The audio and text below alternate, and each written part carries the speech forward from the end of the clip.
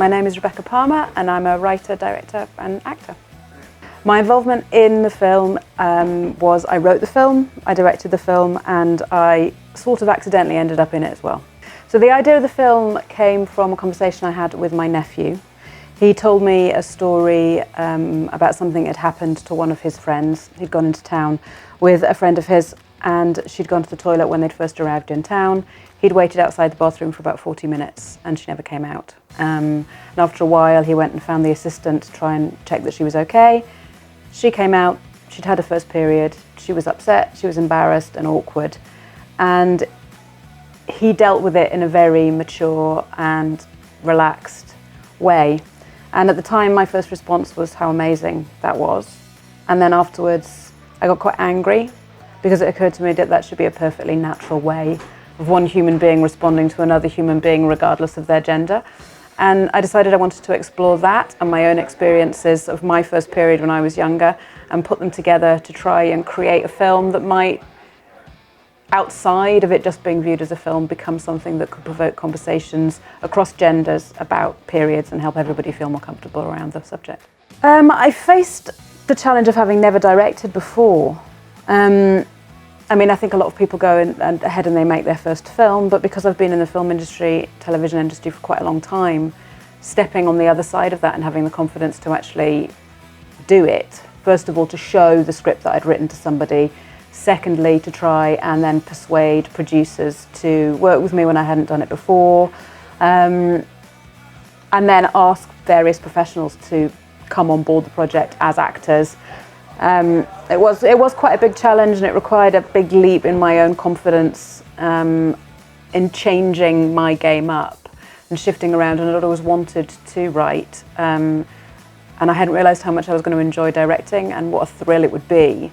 And being in a position, particularly working with two young people who'd never done any acting before, giving them the confidence in their own voices for one person's case, and just having the knowledge to let them know that we were going to look after them and allow them to be as free as they wanted to be on camera.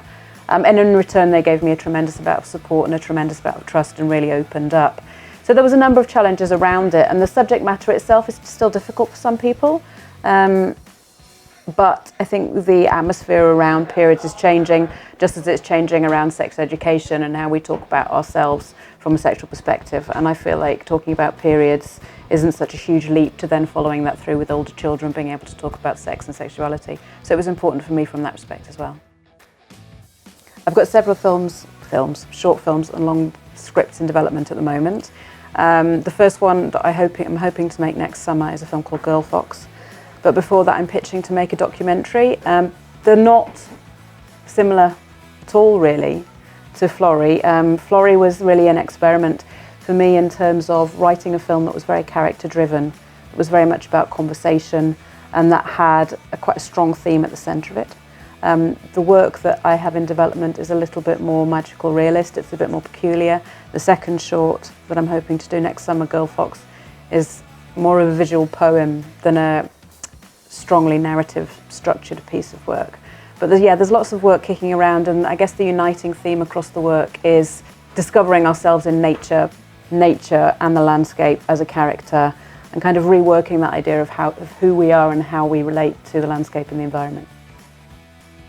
Thanks very much. It was really fun seeing the film as part of the festival. It's the first time I've had a film in the festival before as a director, and thanks for people who spoke to me about the film afterwards. And yeah, thanks very much. I'm pleased to be here. Advice that I give to a young female director? I would say just get on with it. I didn't realise how many people would say yes until I started asking them for things. I wish I'd had the confidence to do it at least a decade ago. I'd have been a different person in a different place. I think you learn more than you think you do when you're working on film sets. And I was lucky enough and have been lucky enough to work with some brilliant directors, and you absorb a lot. So I would say keep your eyes open when you're working, if you've been an actor, to learn different skill sets, talk to people on both sides of the camera. Try not to feel like because you've gone in as one person, that's the only person you ever have to be within the context of making. Accept, understand, challenge yourself. listen to your own voice, have the confidence to express the stories that are inside you. We're no longer in a world where only one gender gets to decide the film stories. Genres are changing, people are blowing them apart. It's really important that stories come from both sides, across all sides, all people, all voices. So I would say just do it, stand up and get on with it.